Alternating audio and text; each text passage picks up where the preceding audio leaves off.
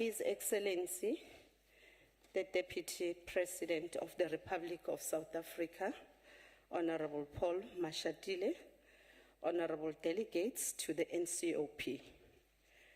Today we dedicate this sitting as we bow our heads in silence to the memory following the news last night of the passing of one of Africa's most celebrated and globally renowned literary and cultural figure, Ngugi wa Thiong'o.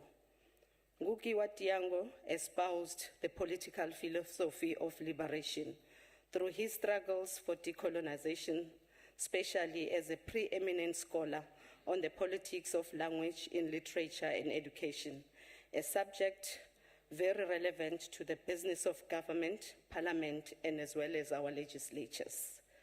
As a literary scholar, Ngugi wa Thiong'o was particularly concerned with the impact of colonization and through what he termed a form of dismemberment on Africa's people from the community of nations as well as from self. The Ngugi illustrated through the analogy of cultural bomb that was detonated, whose effect annihilated a people's belief in their names, in their language, in their environment, in their heritage of struggle, in their unity, in their capacities, and ultimately in themselves.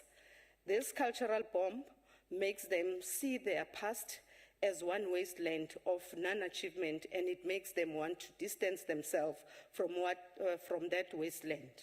It makes them want to identify with that which is furthest removed from themselves, for instance, other people's languages rather than their own.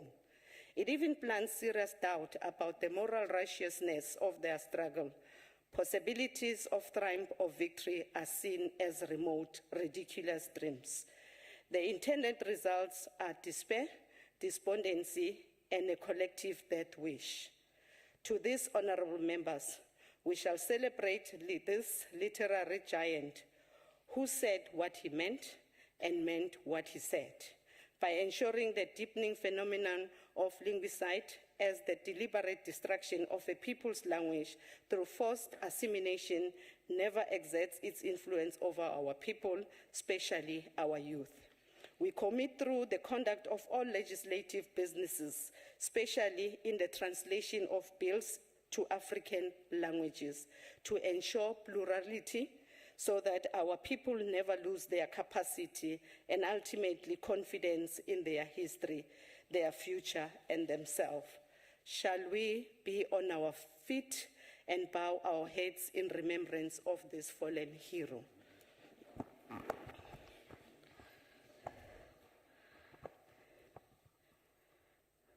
May his soul rest in eternal peace.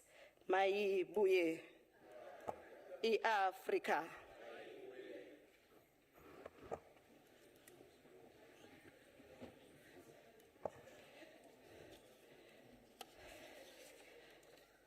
Honorable members, we are graced by our guests in our gallery, our newlyweds, hailing all the way from Mauritius.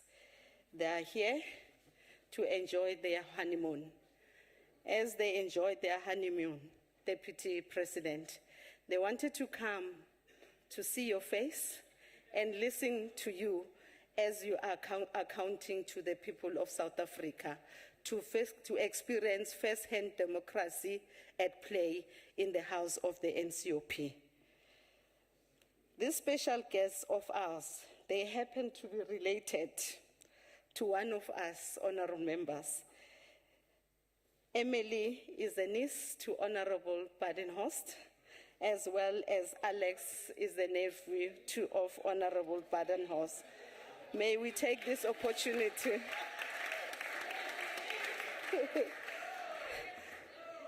We take this opportunity and congratulate them on their newly wedding. We wish you the best of luck. As Africans, as the mother-in-law, our expectation would be in your marriage, you must give us at most 10 children. If you failed, at least 5. That's our culture. Having said that, you are more than welcome. Do feel free. This is your house, the NCOP of the people of South Africa. We will then go straight to the order paper of the day. Otherwise, Honourable Member, I would also wish to start by reminding your good self of the rules that are applicable in the House, which is Rule 103, particularly the sub-rule 21, 22, and 23.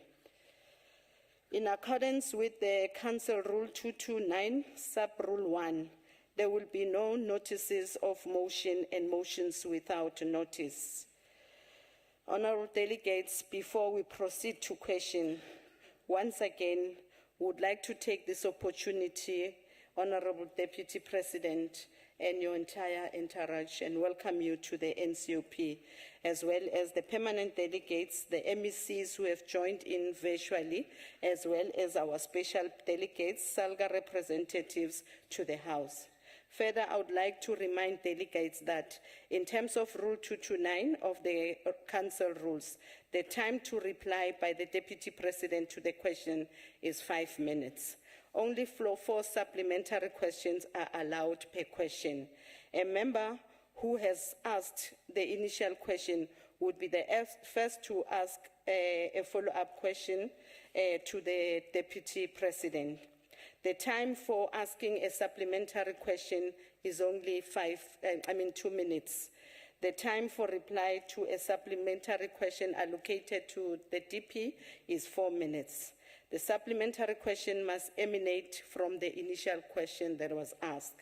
I now call upon our Deputy President to respond to question number 7.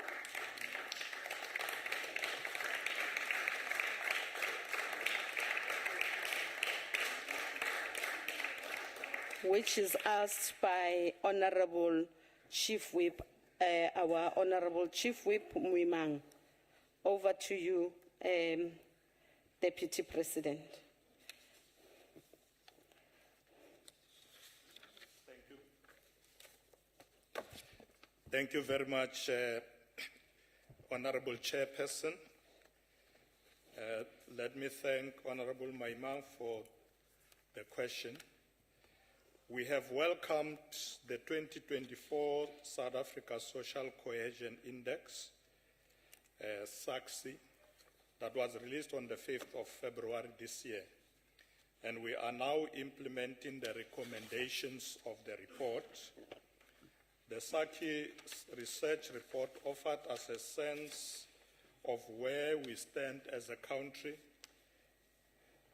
in our collective journey towards cohesion and nation building. Equally, the index offers valuable insights into the nation's strengths and challenges, highlighting areas of progress and those requiring urgent attention. Guided by the index, we are now developing targeted strategies and policies that promote inclusivity, equity, and tolerance amongst all citizens, thereby enhancing society's overall well-being. We also welcome the observations of the SACSI that over the last 30 years of democracy, South Africa has made significant strides towards building a united, non-racial and non-sexist society and improving the lives of all its people. In this regard, we have worked together to establish a progressive constitutional order, expand access to social infrastructure and services to millions of people, and set our economy on a path of reform. However, our country is once again at a crossroads with uncertainty as to where it will go tomorrow. The economic and social legacy of our past persists. The political environment is conflictual. The economy is not growing fast enough. Poverty is widespread, and there is a growing sense of social discontent and alienation. It is time to reset and reimagine our country for posterity. This must be done by South African citizens themselves through a process of purpose-directed, courageous conversations, hence the envisaged national dialogue that will be focusing on the following critical areas: economic transformation, inclusion and empowerment, poverty, inequality and hunger, governance and a capable ethical developmental state, crime and lawlessness, nation building and social cohesion, advancing constitutional rights and principles, promoting progressive values, that is moral regeneration, participatory democracy and active citizenry, and lastly but not least, land reform and food security. Honorable Chairperson, in addition to these critical matters, we are also addressing social ills such as gender-based violence and femicide, racism, crime, corruption, in support of promoting and strengthening social cohesion. This work is led by the JCPS, including the Department of Women, Youth and People with Disabilities. The Department of Sports, Arts and Culture is also implementing various programs and activities that includes community conversations and dialogue programs. Through these programs, communities from diverse social, racial, political, and religious background get a platform to discuss complex and sensitive issues that foster social cohesion. Furthermore, the Department of Social Development is implementing men and boys championing change programs. Honorable Chairperson, in conclusion, through the Department of Justice and Constitutional Development, the government is leading initiatives to promote the importance of the value of the Constitution, constitutional democracy, and the Bill of Rights.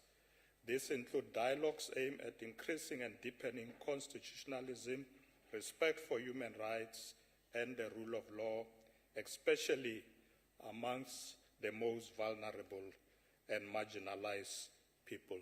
I thank you, Honorable Chairperson. Thank you very much, Deputy President. I'll now afford Honorable Mwimang an opportunity to ask a supplementary question to the Deputy President. Modulastulo wa ntlo ya bosetšhaba ya kgaolo ya di-province ke tse tlotlo ka kgolo ke lebise go motlatsa president wa naga ya rona le maloko a ntlo a kgaolo ya di-province. Thank you, Honorable Deputy President, for reassuring the public that indeed the values as enshrined in our Constitution in terms of the rule of law is sacrosanct. However, there seems to be a semblance of opposition to government efforts that is beginning to emerge to undermine the effort on the part of the government to address the historical inequalities and promotion of economic transformation agenda, among others, the issues of black economic empowerment, preferential procurement, and even the extent of undermining the expropriation of land. But recently, the gazetted review of broad-based black economic empowerment licensing requirements for satellite services companies to address economic inequalities and promote the participation of previously disadvantaged groups. And this is beginning to send a message, DP, that there is beginning to emerge an semblance of undermining the agenda of transformation by certain members of the cabinet in terms of undermining the agenda to transform our country. So now the question is, what mechanism is the cabinet putting in place, or measures that the cabinet is putting in place to defend this agenda of transformation? Thank you, DP. Thank you very much, Honorable Chief Whip. Honorable Deputy President, you may respond. Thank you very much, Honorable Moemang. Firstly, let me indicate that there are a number of programs that are in place and a number of measures that we have put in place to ensure that we advance transformation in the country.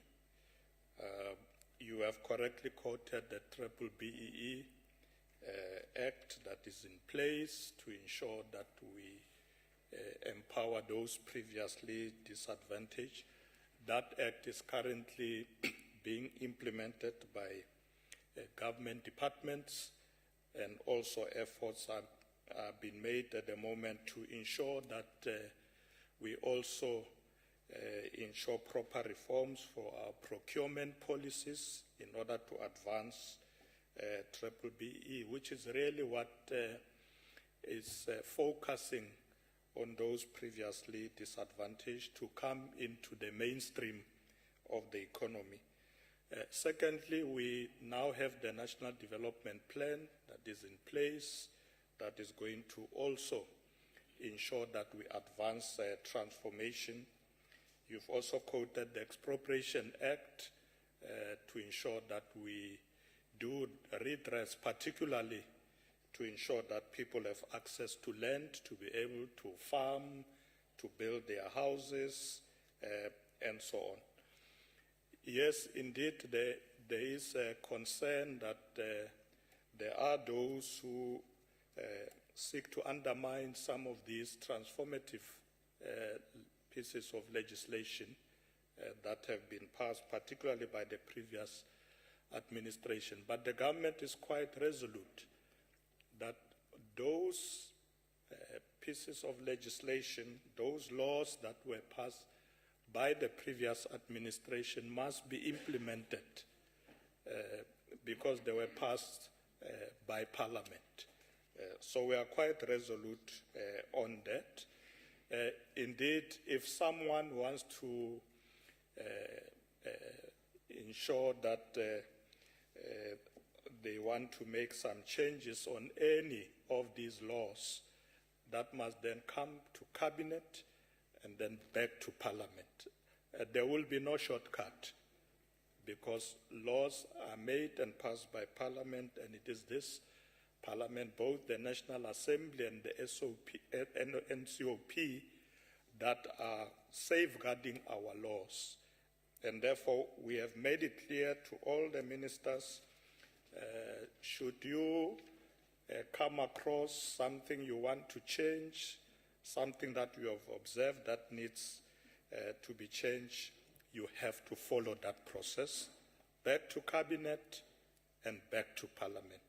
But laws that were passed will not be willy-nilly changed. Thank you very much, Honorable Moimani, for that question. Thank you, Honorable Chairperson.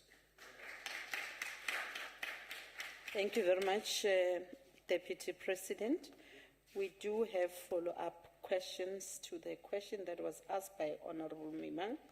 I will take the first one from Honorable Andrianse. Thank you, Honourable Chairperson, Honourable Deputy President.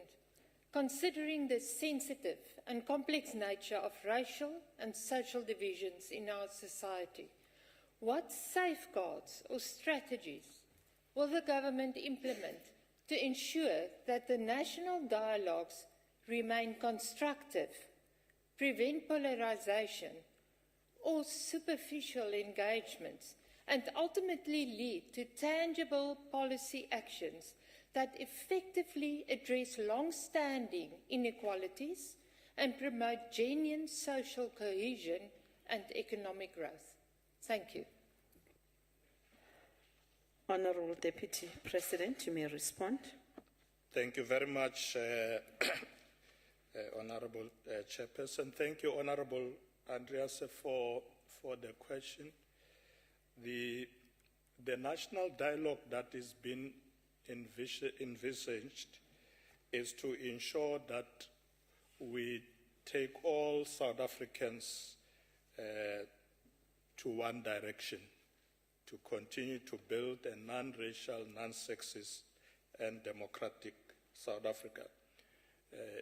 So you're quite right that we don't want a national dialogue that will leave anybody behind, because the objective of the national dialogue is to continue to unite South Africans, to ensure that we identify issues that we need to address to the benefit of all South Africans. That's why we want to deal in the national dialogue with the issue of the economy. How do we grow an inclusive economy?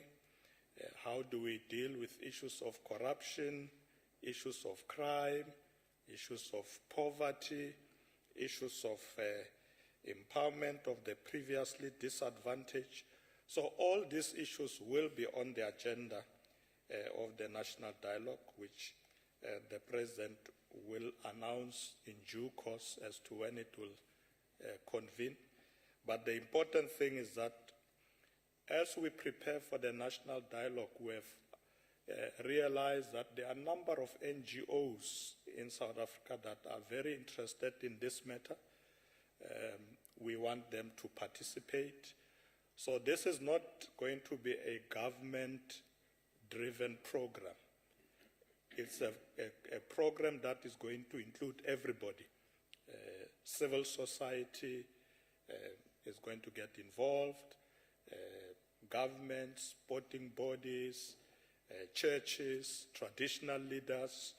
So we're going to bring everybody on board so that we reimagine a kind of South Africa that we all want, that we will build together. And that's really the objectives of the national dialogue, as I indicated earlier, that it will be announced by the President once we are ready. We're not sure yet when it will take place, but the President will announce. But we do have a committee in government, interministerial committee, that is beginning to pull government programs together, and that committee is going to interface with other role players, particularly civil society that already is engaging on this program.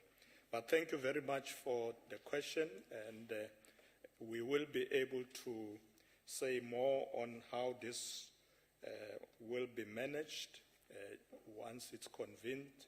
We were just waiting for the President to make announcement as to when it will be held, and then we will indicate how it will be run. But we are hoping that almost all South Africans from all walks of life, including political parties, will have an opportunity to participate in this national dialogue. Thank you very much, Honorable Chairperson.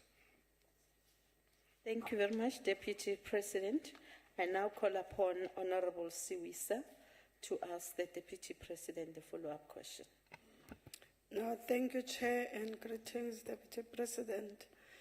Deputy President, the report states that social cohesion tends to be lower in provinces where more households perceive themselves as poor, and higher in provinces where more people objectively fall below the poverty line.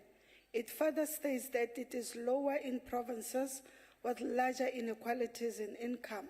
Deputy President, given that inequality is still a real problem in South Africa, and that, in fact, income inequalities has grown in the past 30 years as a large number of our people are unemployed, and those who are employed earn very low wages, what efforts have you taken since coming into office to change the pattern of income inequality in the country? Thank you, Chairperson. Deputy President, you may respond. Thank you, Honorable Chairperson. Thank you, Honorable Siwisa.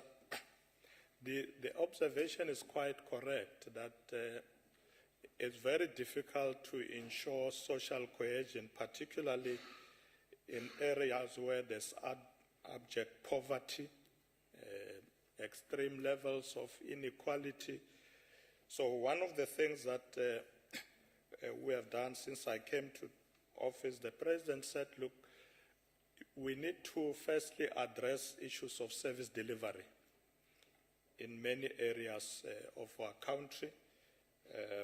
We know there are areas where people have they have challenges of access to clean drinkable water. There are areas where people are far from amenities that they need to serve them. So we need to address those.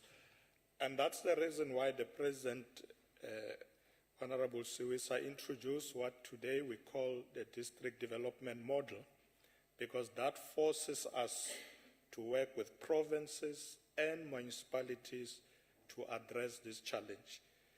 Yes, indeed, social cohesion requires that we also address our cultural differences as a nation.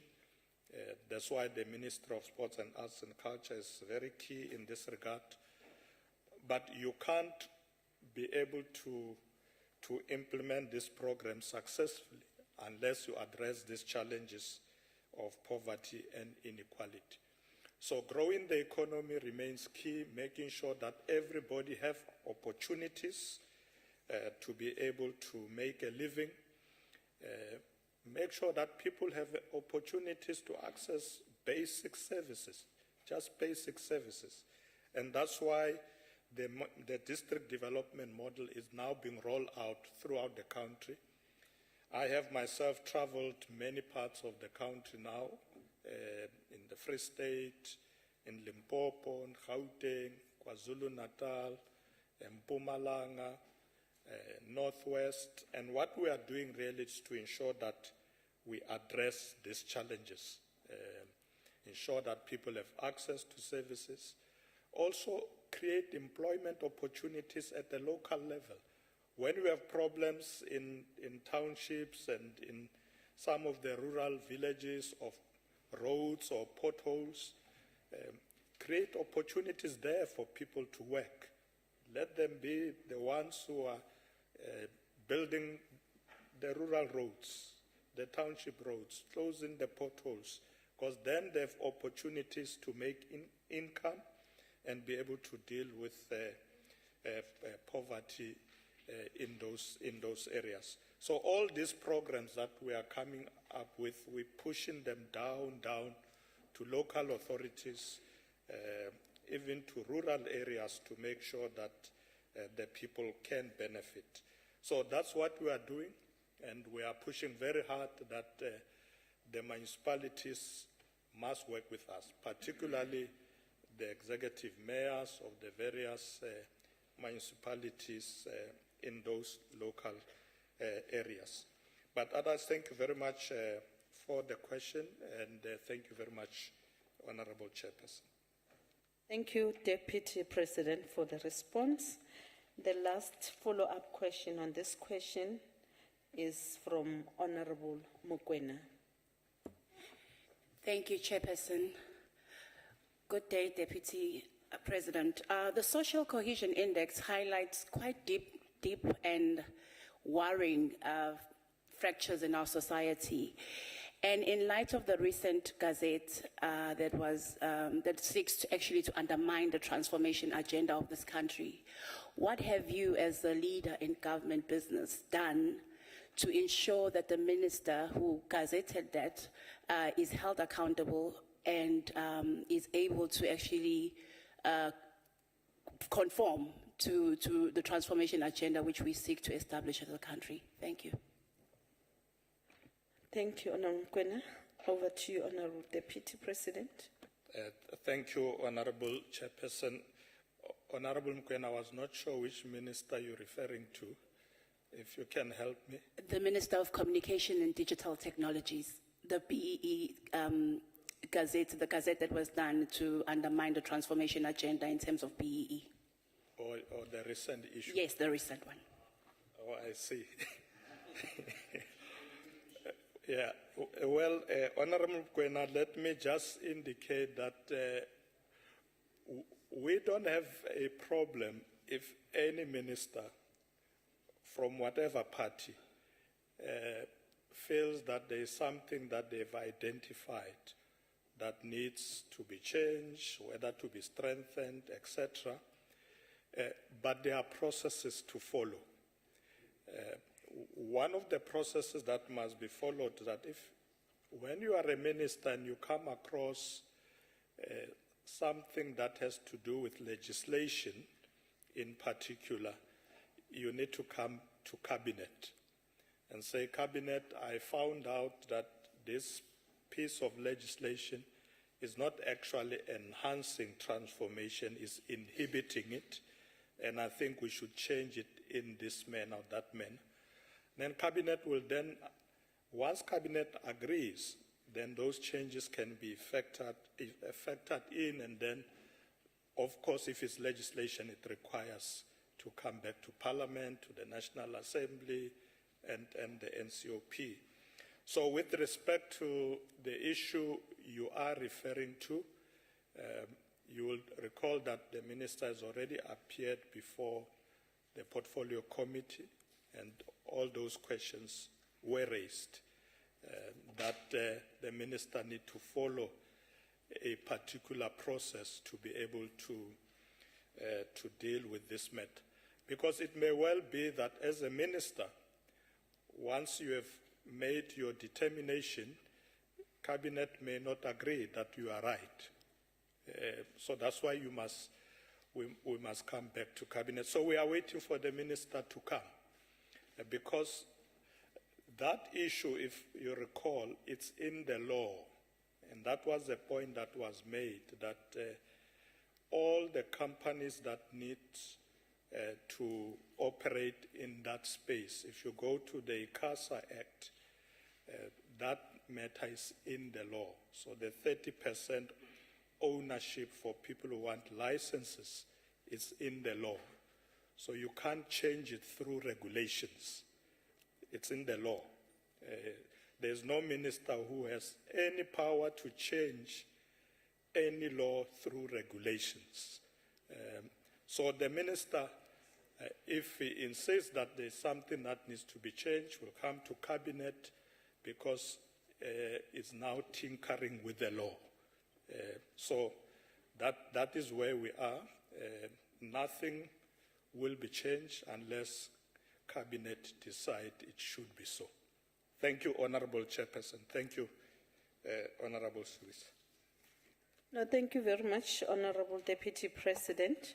We are now moving to question 8, which has been asked by Honorable Badenhorst in relation with the impactful measures that you have coordinated to address issues of anti-poverty, job creation, and reducing unemployment, the poverty levels, since you've been appointed. Over to you, Deputy President. Thank you, Honorable Chairperson. Let me thank Honorable Badenhorst for raising this question. The daunting task of combating poverty and unemployment necessitates a collective societal effort involving both government, civil society, business, and private sector participation. The government is implementing a comprehensive strategy to reduce poverty, including economic development, income support, human capital investment, and basic services, as envisaged in our National Development Plan that I indicated earlier. Our program includes social welfare, which promote interdepartmental cooperation to improve access to healthcare, affordable housing, and education. Municipalities are also providing support to local communities that require assistance in the form of subsidies for water and electricity needs. These interventions also extend to human settlements and other social welfare services. President Cyril Ramaphosa has recently launched the second phase of Operation Vulindlela, aimed at boosting job creation and economic growth by implementing structural reforms across several key areas, including digital transformation, local government performance, and also addressing spatial inequalities. Honorable Chairperson, our government is actively combating poverty through social grants programs offered by SASSA that are aimed at reducing hunger and poverty amongst the lower income groups. These grants are essential for mitigating economic risks for the most vulnerable, as poverty levels would be significantly worse without them. SASSA has already allocated more than 285 billion rands for social grants for the 2025-26 financial year, with the objective of providing direct cash transfers to approximately more than 27 million eligible beneficiaries. It is crucial to emphasize that government has increased the value of each social grant by a greater amount, more than inflation, at the rate of 3.2%. To this end, when delivering the budget last week, the Minister of Finance announced an all-age grant increase by 120 rand to now 2,310 from April this year. And this amount is set to increase once again in October of this year, as originally announced in March. In addition to this intervention, the Department of Social Development and FinMec Trust have collaborated on a pilot project for generating better livelihoods, aiming to connect social grant beneficiaries to sustainable economic opportunities. This initiative includes job opportunities, entrepreneurship support, financial inclusion programs, particularly for child support recipients. Government aims to reduce social grant dependency by encouraging labor participation, promoting economic growth, and expanding skills and opportunities and employment opportunities, while focusing on the most vulnerable populations for targeted grant distribution. Honorable Chairperson, with regard to creating more job opportunities, we have implemented several programs that are already yielding results. The Presidential Youth Employment Intervention, Youth Employment Service, the Presidential Employment Stimulus, and the expanded public works programs. In conclusion, these programs are targeted at creating the much-needed jobs, provide training and skills development, and support businesses in creating employment opportunities, particularly for the youth, women, and people with disabilities. Together with the private sector, we can fight unemployment and eradicate poverty in our communities. I thank you, Chairperson. Thank you very much, Deputy President. I'm now inviting Honorable Baden-Horst to ask the Deputy President a supplementary question, if there's any. Thank you, Honourable Chair. Deputy President, thank you for that answer, but unfortunately none of that is new to us in this House. We've heard this before. So my question to you would be, after all these years, why should the public believe these interventions are working when the harsh reality on the ground is that over 32 million South Africans live below the upper bound poverty line and unemployment remains above 40% in the expanded definition? Thank you. Over you to Deputy President. Thank you very much, Honourable Chairperson. Thank you, Honourable Baden-Horst, for the follow-up. The interventions are there, are being implemented. Obviously, some of them are going to take a bit of time to realize the objectives that we want. you must understand that, you know, as we grow the economy in this country, we are also affected by other externalities because we are not operating as an island. Currently, the global economy is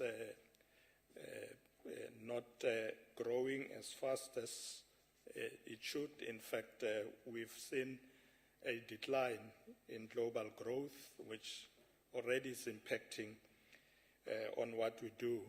You'll recall that the President had announced that in the medium term, we would like to achieve more than 3% growth in our economy. But because of the current challenges now, National Treasury had to revise the growth projections down to now 1% growth in this financial year. So it means it's quite difficult in the economic sector. And once you have those pressures in the economic sector where your economy is not growing as fast as you want to, it then affects all these initiatives that we are having. But those programs that I mentioned, most of them are reaching to many young people. The presidential youth program, stimulus program, is reaching up to 1.5 million young people. The expanded public works is also reaching out to many people in the local areas. But at the end, it brings us back to the issue of growing the economy and growing it as fast as we can. That's why through Operation Vulindlela, we are now focusing on reforms that will help us to expand and revamp growth. And one of those is to ensure that we focus on the ease of doing business, remove red tape, make sure that companies can get licenses faster, and be able to get faster into productivity. So what I will say, Honorable Badenos, is that these programs will work, they are working, but the impact will be felt when the economic growth begins to grow faster and more than where it is now.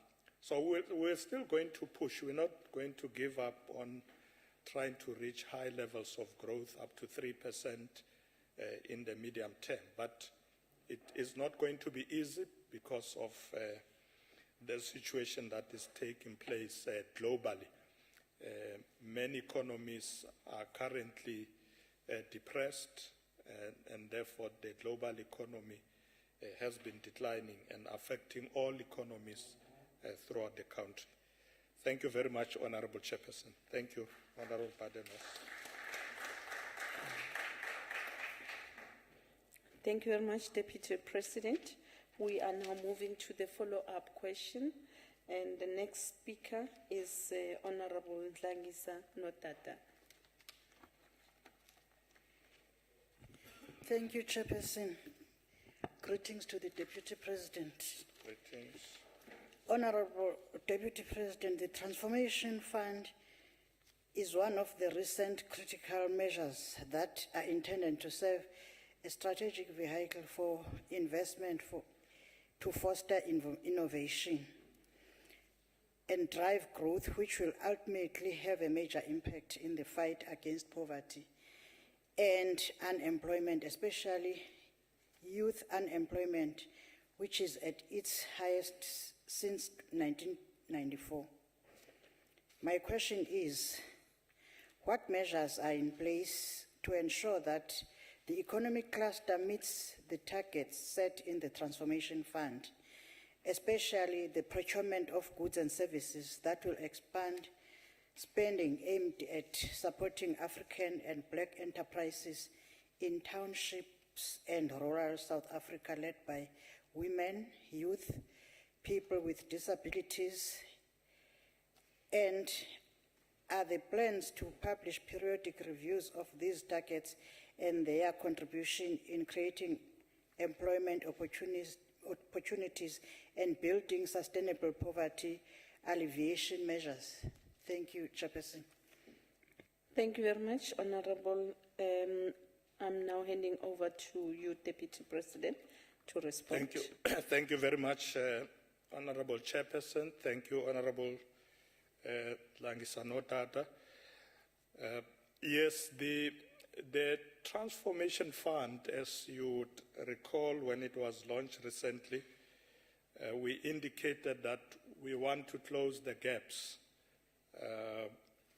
This is a fund of about 100 billion rand that is run by the Department of Trade, Industry and Competition. But we agreed with them that these interventions are going to also be driven from the Presidency. Since we've agreed that the Presidency is now the center of government, to ensure that we are able to push for economic growth. So the gaps that we want to close really around empowerment of those previously disadvantaged. We want to bring more black people into the economy. We want to bring more women into the economy, young people, the youth into the economy. So this fund is going to assist to fund those initiatives by entrepreneurs. Because you see, many people, when faced with the problem of unemployment, poverty, they all want to queue for government grants, etc. We are giving them the opportunity to go into business, to come with business initiative. They will then benefit from this fund to be able to employ other people. This fund will assist to ensure that people get trained, because running businesses is not just easy. So training is going to be part of that to ensure that these ventures that are going to be initiated are successful. So you're quite right. There will be periodic reviews by the Department of Trade and Industry on how this will work. The other good thing with this fund is that it's a joint venture between government and the private sector. So what we have done is that the fund will be run by both government and the private sector. So there will be a board that will be appointed from people from government and the private sector, and that board will then take the responsibility for the dispersal of funds to programs that are approved and make sure that there's accountability, there's transparency, to ensure that the funds are directed to where they are properly needed. So we have committed already as government.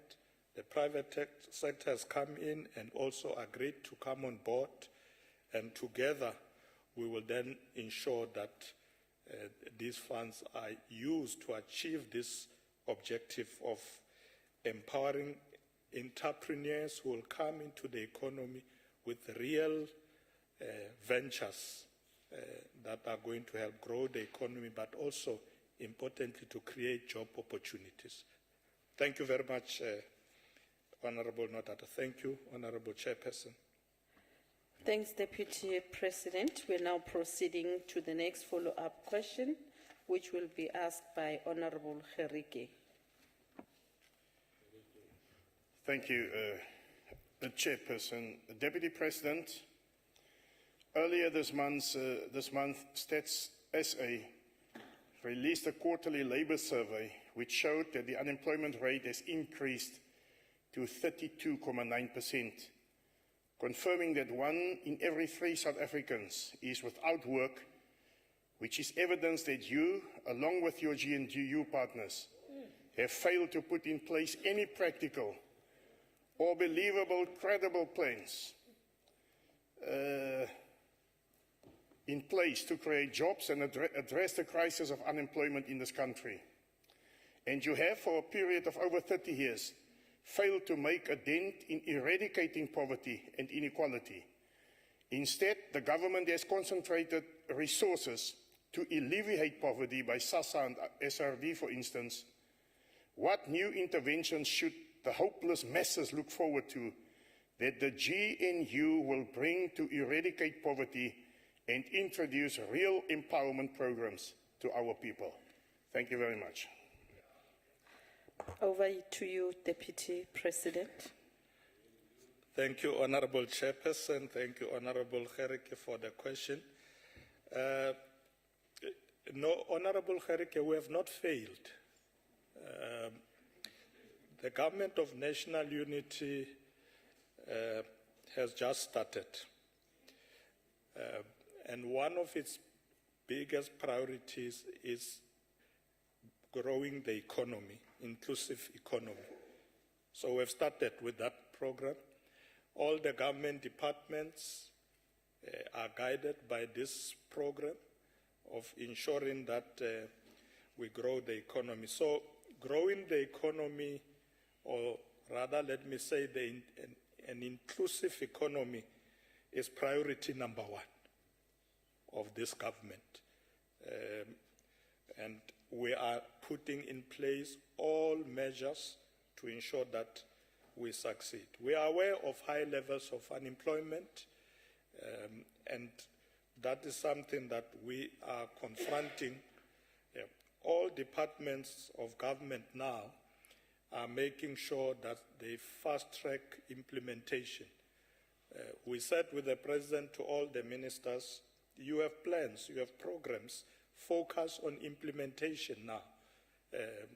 So the issue now in government is to ensure that we focus on implementation and not focus on development of policies and programs. The focus is implementation.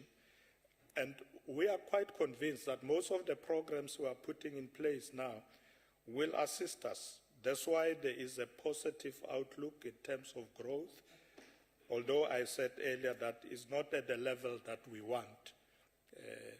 1% growth in the economy is not enough to deal with the challenges that we face. We are not saying SASSA will resolve the problems of poverty in this country, but it's an important intervention for people at the lower level of the economic table in our country. So we should not undermine that intervention. I had said earlier that many South Africans at the lower level are able to get these grants, and they assist them in their daily living. So whilst we will continue to put a lot of resources to grow the economy, this intervention of grants remain critical. That's why I think we must commend the Minister of Finance for having increased the grants. I don't think we must undermine that. You know, that increase of 120 rand is very important for poor people. I know that sometimes we feel, 120 rand. It's, for poor people, it's very important. And as I said, the minister said later in the year, he will also increase again. But remember, Honorable Gerike, that the minister did say that in the next 3 years, in the medium term, he's putting 940 billion rands in economic development. It's close to R1 trillion that will go into the economy to sort up our ports, our rail lines, our roads, and those interventions are going to create jobs. So we should not undermine that. Thank you very much, Chairperson. Thank you, Honorable Gerike. Thank you very much, Deputy President. The next follow-up question is asked by Honorable van den Berg. Honourable Chairperson, Honourable Deputy President, on this Ascension Day, we are made aware again of the fact that we have a problem of Ubuntu, or rather the lack of Ubuntu in South Africa. We are not transforming because the full potential of the country has not been unlocked, and also because those that have reaped the benefits of this transformation agenda is not sharing wealth with their own countrymen, becoming an elite unto their own. As long as we exclude our own countrymen, we will never be a collective nor be blessed. Deputy President, how can we walk away from exclusionary legislations and become a government for all its citizens, or will we continue to cut off our nose to spite our face and hide behind hand-selected boards and funds?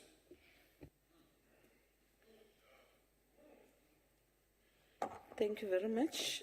That was a comment, Deputy President, not necessarily a question to it. So I would give you that latitude, whether you want to respond to the comment as made by the honourable member, or you may decide not to. Thank you, Honourable Chairperson. You're quite right. The question from Honourable Van der Berg is it's a statement that I don't agree with anyway, unless he can point to me which of our laws are exclusionary. I don't know of any. So maybe he'll have an opportunity to give me information of which law is this. I don't know, honourable members, maybe you know it, I don't. So I am unable to answer because Chairperson, on a all point of order. our laws are for all South Africans to benefit all South Africans. I don't know any law that excludes anybody. Chairperson, on a point of order. What are you raising on, Honourable Yes, Van der Chairperson, Berg? I can simply say to the Deputy President, what about the spaza shops that's only meant for the Honourable black Van der townships? Berg. Honourable Spaza Van shop der Berg, fund. can you please That's take one of your the seat? 144 Can you laws please raised take by- your seat, Honourable Van den Berg? You have raised a statement of which the Deputy has made an expression about what you missed an opportunity. You should have been direct to the question other than coming with something that is way outside the scope of the question that was asked. So therefore, Deputy President, you are not under obligation to take the second follow-up question from Honourable Van den Berg. Having said that, we are now proceeding to the next question, which is question number 3. Initially, the question was asked by Honourable Makesini. She's not in the House today. She has, however, requested Honourable Keza to stand in for him. Deputy President, the question is in relation to the implementation of the rapid response intervention on service delivery, as to whether are there any actions taken to address the chronic underperformance and service delivery failures in water and sanitation, particularly in rural and peri-urban areas where communities lack access to clean water and functional sanitation infrastructure. You may respond, Deputy President. Thank you, Honourable Chairperson. Thank you to Honourable Makesini in absentia, and thank you to Honourable Keza, who will deal with the question. Honourable Chairperson, the issue of service delivery remains our top priority as government. Hence, in my capacity as the chairperson of the Water Task Team, constituted by Ministers of Water Sanitation, Cocta Human Settlement, Land Reform and Rural Development, and Infrastructure South Africa, we are focusing on addressing water challenges together with municipalities. As part of the government's effort to address underperformance and service delivery failures in water and sanitation services, we recently hosted the National Water and Sanitation Indaba, which was held on the 27-28 of March this year. Together with SALGA, provincial local government, we agreed that we must focus on the implementation of the following critical areas: delivery, implementation models, increasing investment through financing options, and ensuring the financial viability of this sector, enhancing and strengthening technical and operational capacity and efficiency, building partnerships through building water-sensitive and resilient communities. Lastly but not least, fighting criminality and corruption in the water and sanitation sector. As honorable members who know, we've got what they call water mafia tankers, those kind of people. In taking forward the outcomes of the National Water and Sanitation Indaba, the Ministry of Water and Sanitation, on behalf of the Water Task Team, is not just doing site visit, but also intervening where there are water infrastructure-related challenges. The approach is to intervene at the source, at the last mile, so that we can save water, whether it's because of problems of leakages, old infrastructure, etc. But more critically, deliver quality water in rural and urban areas of our country. No village or township household must lack access to quality water. To this end, the Minister of Water and Sanitation, Honorable Majodina, presided over the reopening of the Lesotho Highlands Water Project Tunnel last week Sunday, after the tunnel was closed in October of 2024, and that was for maintenance. The reopening of this tunnel will enable the flow of water into the Vaal River integrated system, which supplies water to more than 5 provinces in South Africa, like Gauteng, Mpumalanga, Northwest Free State, and the Northern Cape. Honorable Chairperson, I've also been engaging with water services authorities to ensure that they meet their constitutional obligation in terms of water-related service delivery, and in the worst-case scenario, management of essential water and sanitation infrastructure. In the meantime, government is implementing reforms through legislation such as Water Services Amendment Bill, which will soon be presented to Cabinet, the National Treasury's reform of Metropolitan Trade in Services Program, and Phase 2 of Operation Vulindlela are also in place. Lastly, the Department of Water and Sanitation has established Water Partnership Office at the Development Bank of South Africa to assist municipalities to contract for public-private partnership. That's what we are encouraging now, that they must be able to bring resources from the private sector and contract with independent water producers. This will make it easier, quicker, and cheaper for municipalities to enter into partnership. The resolution of the water and sanitation DABA will be taken into account as we go on the implementation of these measures, particularly using the district development model. I thank you, Honorable Chairperson. Thank you, Deputy President. The follow-up supplementary question shall be asked by Honorable Teza. No, thank you very much, Chairperson. And thank you very much for paying homage to a scholar like Ngugi Tiongo. But what comes into mind, Deputy President, is a phrase that says that nothing left to steal from him. I find it quite ludicrous and curious sometimes when you are talking to the issues of reform rather than radical transformation, given the urgency of them and the magnitude of the situation. Deputy President, rural communities are often neglected in discussions about water.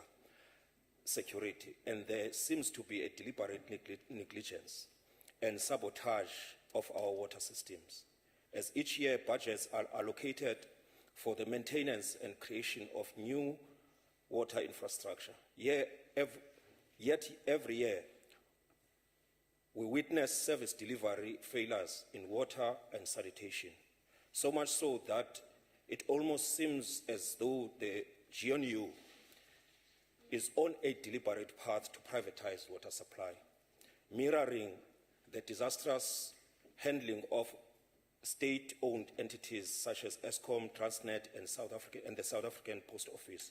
What urgent steps of interventions have you taken since coming into office to avoid water crises in rural areas such as those found in Amatole, Alfred Nzo, and OR Tambo in the Eastern Cape, as well as Temsileani, Tabachweu, and Chief Albert Lutuli municipality in the province of Mpumalanga, where the water crisis is worsening? Thank you very much, Chair. Deputy President. Thank you very much, Honorable Chairperson. Thank you, Honorable Keza. Yes, we are pushing for radical transformation in all what we do.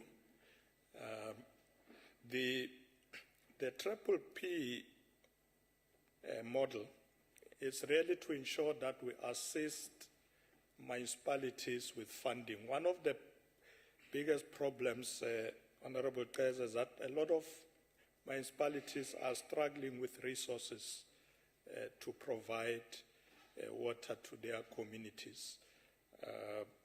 And by modeling some of the intervention through Triple Ps, we will be able to bring in the necessary funding from the private sector to assist the municipalities to be able to provide water.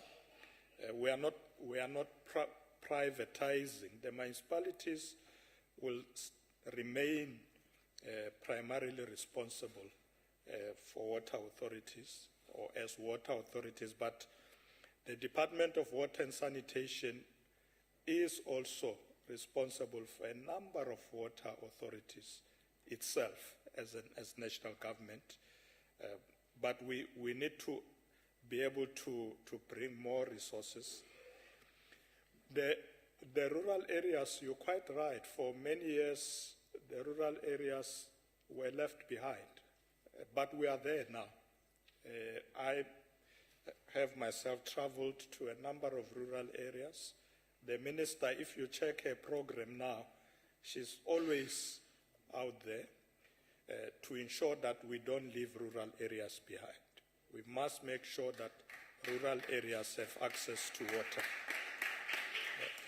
So we're not going to neglect them, but we take your point that if there are people who have had a big challenge in accessing water or clean drinkable water, people in rural areas. So we agree with that, and that's why we are focusing there. We will be visiting a number of these areas. You will recall that we went to Limpopo, we were in Tzaneen, we did go to the Free State, Jagersfontein, we went to eThekwini, but also some of the rural areas in KZN. So we are paying attention to rural areas. I think for us, it's important that everybody in this country must have access to water, not just people in urban areas. And it must be clean, drinkable water. Not abantu bayophuza amanzi neenkomo. It must be clean, drinkable water. And we are putting all our efforts to ensure that that, in fact, remains the case. Thank you, Honorable Chairperson. Thank you, Honorable President. Thank you very much. Thank you, Deputy President. We're now proceeding to a follow-up question. The next speaker on my list is Honorable Mabibo. Thank you very much, Chairperson. Honorable Deputy President, much of South Africa's water and sanitation infrastructure is old and poorly maintained, leading to leaks, breakdowns, and decreased water quality to communities. This is exacerbated by inadequate funding, poor maintenance of existing infrastructure, and challenges in coordinating service delivery and infrastructure maintenance at different levels of government. My question, does government have mechanism to monitor the implementation of the National Infrastructure Maintenance Strategy as policy framework for national and provincial infrastructure maintenance? To what extent are government departments such as the Department of Water and Sanitation, Public Works and Planning, monitoring and evaluation, overseeing and report on the development and consistent implementation of infrastructure maintenance plans? Ke a leboga, Motlotlegi Tautona, Motlatsa Tautona. Thank you very much, Honorable Mabibo. Over to you, Deputy President. Thank you, Honorable Chairperson. Thank you, Honorable Malebu, for the question. It is true that in many areas of our country, water infrastructure is quite old. And as a result, you end up with the problems that we are having today. Honorable members may be aware that, for instance, in Johannesburg this weekend, there is concern about water because Rand Water is doing maintenance. And I think they've issued a notice that people may not have water this weekend, which is a problem. The intention is good, but it comes with a problem. So how do we resolve it? One of the suggestions that we have for water authorities is that when they do maintenance, they must make sure that they use material that is durable to ensure that we don't always come and do maintenance. I know for now is because they are replacing some water pipes are as old as 40 years and so on. But even the material that was used at the time is not the kind of material that is available today. The city of Johannesburg actually did something quite good in recent years. And I saw them because they were coming to where we are staying and they were putting the water pipes that looks like plastic, but quite durable when they say it, and they were replacing the old concrete ones. And I'm sure those of you who are mayors in here will probably testify to that the material that is being used now is durable. It's going to take us forward to many years. So it's important that old and particular old infrastructure should be replaced. But Honorable Malebu, I think what we must do as well is to say to water authorities there should be regular maintenance of the system so that we don't wait until it collapses. But this thing of changing big pipes and all of that should not happen every now and then. You know, you must put this pipe for many years, and then you can maintain the system to ensure that people's lives are not disrupted again and again. I'm sure those of you who are coming from Gauteng are now worried about this weekend when you go home, whether you'll have water. The intention is good because they are fixing, but it comes with a lot of disruption to people's lives. So it shouldn't be done very regularly. But the maintenance of the system must be sustainable, material must be durable, because people can't live without water. There are many things you can live without, but if you don't have water, you can't wash, you can't cook. It's a big problem. So thank you very much, Honorable Malebu. We are giving a lot of attention to this matter. Thank you, Honorable Chairperson. No, thank you very much, Deputy President. We are now proceeding to the next follow-up question from Honorable Ryder. Thank you very much, Chairperson. There's water in Midval, in Gauteng.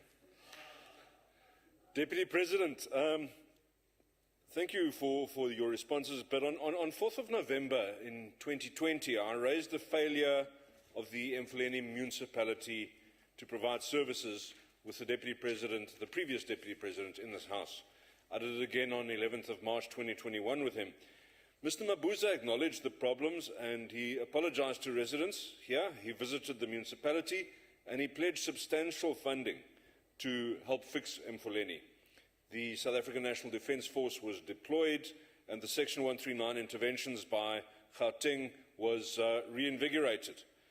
Deputy President, you and I engaged here in a question session soon after your election as Deputy President, and you also went to Emfuleni to look for yourself. Rand Water was sent to deal with the sewer spillages, and the construction sites there became active again for a short while. I'm very grateful for the interventions from yourself and your predecessor, but honestly, Deputy President, the situation on the ground has worsened. Waste collection has ground to a halt. Sewage still runs in many streets, and even the mobile toilets that the Gauteng government brought to the Ramaphosa informal settlement have not been serviced since Valentine's Day. Deputy President, the Vaal is decaying. There have been 2 failed 139 interventions by the provinces, and the new Operation Vulindlela version 2 mandate is apparently limited only to metros. Deputy President, this cannot continue. As leader of government business with a responsibility for rapid response interventions, will you please encourage the Minister of Cogta to intervene directly in the municipality in terms of Section 1397 of the Constitution? Thank you, sir.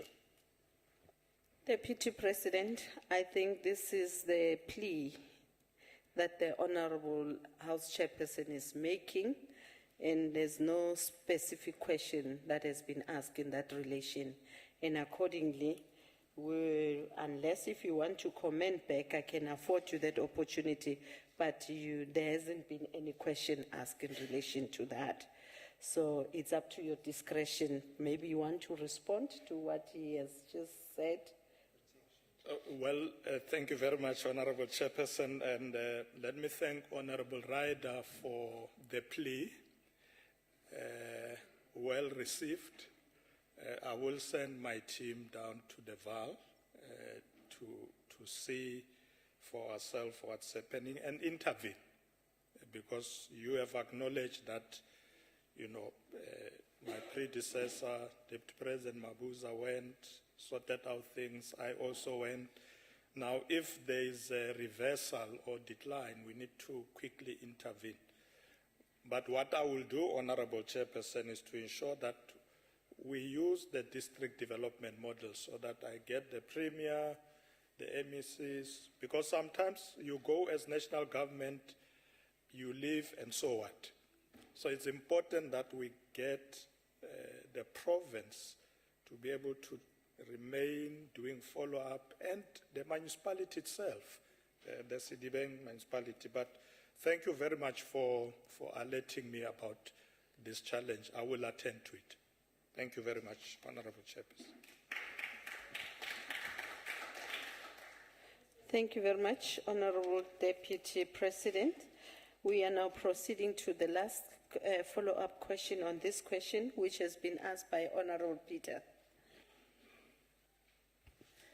Thank you, Honourable Chair of this House. Manbodi is a President. I will speak English today, President, don't worry. Deputy President, we have reached a point in this country where the constitutional promise of access to clean water has become a distant dream for millions, President, especially in rural and peri-urban areas. Communities in Kwamakoma and Makanda continue to suffer unbearable conditions. Some villages go weeks without water, and residents are forced to rely on unsafe rivers or wait in long queues at wait for trucks. This despite hundreds of millions being spent on infrastructure, President. Yet the government has been making empty promises with no tangible outcomes on this issue. My question is, President, do you honestly believe that the government's current pace and approach to this are adequate, given the scale and urgency of this crisis, President? My last question, what real and enforceable oversight and accountability mechanism have been introduced to ensure that funds intended for water infrastructure are not wasted or mismanaged or left unused, and that those responsible for this chronic failure are held to account, President? Inkosi.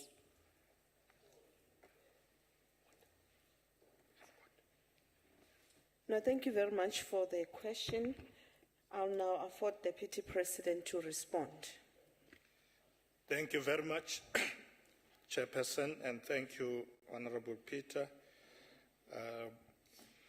We will attend to this matter. One of the things that the Minister of Water and Sanitation has done and continue to do very actively is to visit the areas. So I'll impress upon her to look at Makoma and Makanda. That's where your big worry is.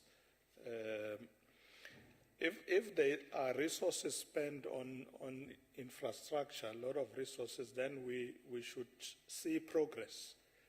If there's no progress, then it's too worrisome. But I did say earlier that the minister has also set up an office which will help with this kind of oversight, because she obviously also won't be able to go there all the time. And you recall that one of the challenges with water is that you don't have an MEC for water in a province. So it's something that we are looking at, because you have MEC for COCTA, for all other things, but not for water. And the minister has also raised it to say in some provinces the MEC for COCTA then deals with the issue of water. In some provinces it's different. So it's an area that we are looking at, particularly to ensure proper accountability and oversight. That's something that we have to deal with quickly. But I've made a note about Kwamakoma and Makanda, and I will inform the minister to be able to. I'll also work with her. I've got a team from the presidency that whenever there are these challenges, they go to these areas quickly to see what's happening. So they will also do so. And in fact, they are in the house now listening, so they can hear you. So they know that they must go down to that area. But others, thank you very much for the question. Thank you, Honorable Chairperson. Thank you very much, DP. We have concluded on this question, number 9. We are now proceeding to question number 10, which is asked by Honorable Ndlovu. She is asking as to whether the Government of National Unity has ever discussed the District Development Model Policy Framework. Over to you, DP. Thank you very much, Honorable Chairperson. Thank you, Honorable Ndlovu, for the question. The district development model, as we all know, is the whole of government approach in resolving service delivery challenges, amongst others. We've decided that we're not going to deviate from this policy because it ensures that we effectively respond to the challenges that are faced by communities in a more coordinated manner. The DDM approach is a constitutional imperative as it advances the principles of cooperative governance and intergovernmental relations. Honorable Chairperson, in as far as support to municipalities is concerned, particularly to areas like Tabazimbi local municipality as it was raised, I just need to give honorable members some information that the new municipal council was duly constituted on the 12th of December 2024 following successful by-elections, which automatically led to the lapse of Section 129 intervention. So that intervention has lapsed, but it is an area where we've decided to send a team to work with the municipality to look at the challenges, or rather to address the challenges that they are facing. Hence, Tabazimbi local municipality is currently receiving support from national government, provincial government. So the DDM model is being used to ensure that we intervene there by giving support from all spheres of government, from national and provincial as well. We are coming up with plans that will assist Tabazimbi and similar municipalities. In fact, the Minister of COGTA has already identified a number of municipalities where there's already intervention. And there are plans that are focusing on this intervention. And one of the things that we're going to do is to strengthen governance of these municipalities, to strengthen institutional capacity, financial viability, so that we can accelerate service delivery, but also ensure economic development in these areas. An interministerial committee has been established by the President that will focus on a turnaround strategy for municipal performance, and is led by the Minister of COGTA. So there's already intervention in that regard. Honorable Chairperson, the implementation of DDM, as I said, remains a priority of government. So this interministerial committee will work with provinces and municipalities. All the MECs of COGTA are part of this intervention, and the mayors are also involved. We therefore call upon all our district municipalities to focus on implementation on what we call one plan. So one plan is for catalytic projects within their district. We therefore encourage collective planning by all spheres of government, including collaboration with our traditional and Khoisan leaders, particularly in the rural areas. Let's work together. This one plan is the way to go to deal with the challenges that we face in our local areas. Thank you very much, Chairperson, and thank you to Honorable Ndlovu for the question. Thank you very much, Deputy President. Honorable Ndlovu, do you have a supplementary question? Good afternoon, DP and Chairperson and colleagues. Thanks very much, DP, for your response. I think I don't have a follow-up question because you were able to cover everything that I wanted to raise. Thank you. Thank you very much, Honorable Ndlovu. We're now proceeding to Honorable Brett, who will ask the follow-up question. Thank you, Honorable Chair.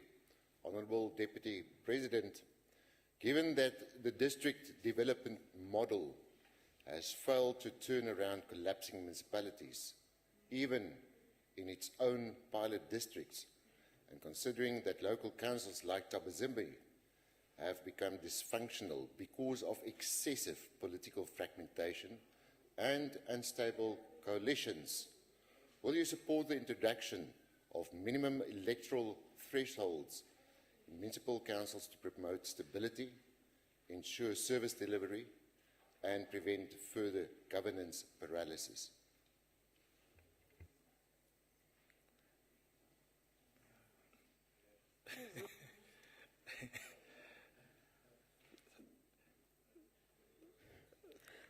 Is there a question, Honourable Press? Yes, Honourable Chair, the question is, Honourable Deputy President, will you support the introduction of minimum electoral thresholds? No, I don't That want is you the to question. start afresh from the statement. That I is the did question, not hear Honourable any Chair. question that's been asked. I just wanted to ascertain if I heard you correct.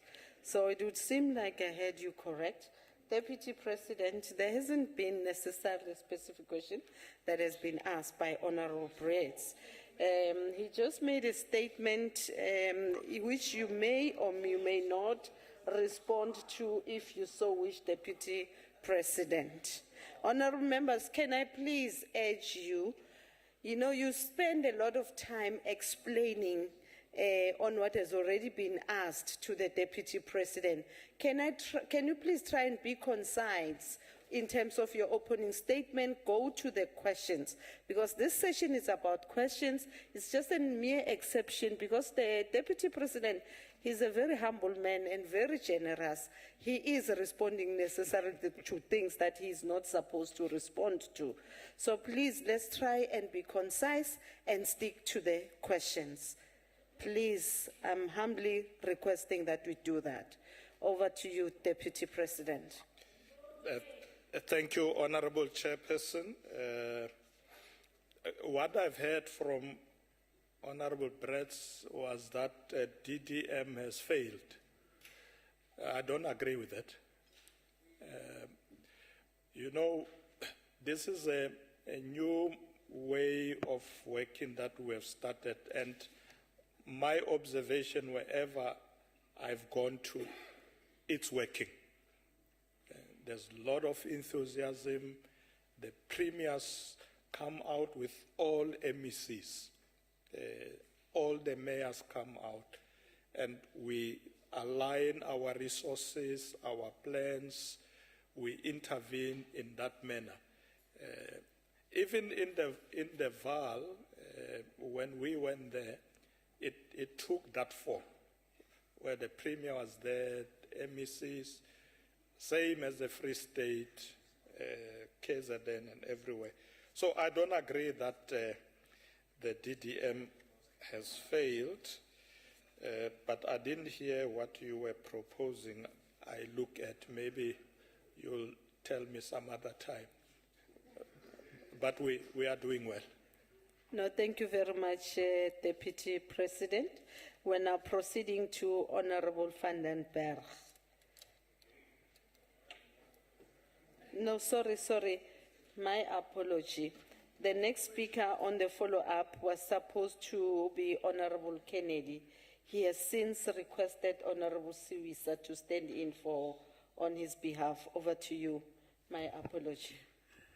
Noted, Madam Chair. Thank you very much. Deputy President, the DDM was introduced in the 6th administration. And since the introduction, we've seen municipalities like Ditsobotla collapsing, Salt Lake municipality being downgraded. So, Deputy President, the reality which we are faced with as a country is of municipalities which have collapsed under the leadership of the GNU, and as such, the upliftment of struggling municipality will likely depend on a unique, specific approach of each municipality and outcomes of ongoing policies. In light of this, which options or strategies has the Government of National Unity explored within the existing framework to address the needs of struggling small municipalities? Thank you very much. Thank you very much, Honourable Siwisa. Over to you, Deputy President. Thank you very much, Honourable Chairperson. Honourable Siwisa, it is true that there are municipalities that are facing serious challenges. Ditsobotla is one of them. and some of them for quite a long time now. But there is an intervention that is driven by Minister of Kokta. These municipalities have been identified. I think the first group of municipalities was 64 that he identified that needs intervention. Some of the municipalities collapsed because of bad administration, not proper governance. Some of them are struggling with resources. They don't have an economic base. So the intervention by the minister is zooming into those kind of areas. And this is one of the matters that Cabinet was addressing this week. We are going to get the full report from Minister of Kokta in terms of what actually is the problem in Ditsobotla. Is it governance? Is it lack of economic viability? Is it corruption? Is it lack of capacity? And then we address those issues. Because the report we received from the Auditor General, I'm sure some of you saw her on TV also last night, talking about local government. We are looking at that report and it's telling us what are the problems in those municipalities where they are challenged so that we can zoom in exactly, deal with the issues that are a problem in those areas. So we are going to look at all these municipalities. The solution may not be the same for all of them. It will depend what the problem is when we zoom in, and then we will zoom into that particular problem. Where we realize that there's a capacity problem, we'll ensure that that is also addressed, including looking at whether municipalities appoint a proper CFO, city manager. But we're also going to be able to look at whether the political leadership is right. Because sometimes it's not the officials of the municipalities, also the challenges of the political leadership that is not capable to run a municipality properly. So all those things are going to be addressed. Thank you, Chairperson. Thank you Honorable very Speaker. much, DP. We are now proceeding to the last follow-up on this question, which is asked by Honorable van den Berg. Thank you, Chair. This time I'll ask my question first. How can the burden of an extra layer of government through the DDM lead to increased service delivery and jobs, when we know that service delivery does not take place on local government level due to non-payment of municipal accounts and therefore no infrastructure development because of a lack of cash flow? Does the government honestly believe that this intervention can make a difference, given that no real results were achieved in trial programs, or are we just enlarging government expense? Thank you. Thank you very much, Honorable van den Berg, for that wise move. Over to you, Deputy President. Thank you very much, Honorable Chairperson. Honorable van den Berg, if I heard you well, you're saying that our intervention of the DDM, focusing on local areas, is not yielding results. Basically, that's what you are saying. We're using a wrong approach.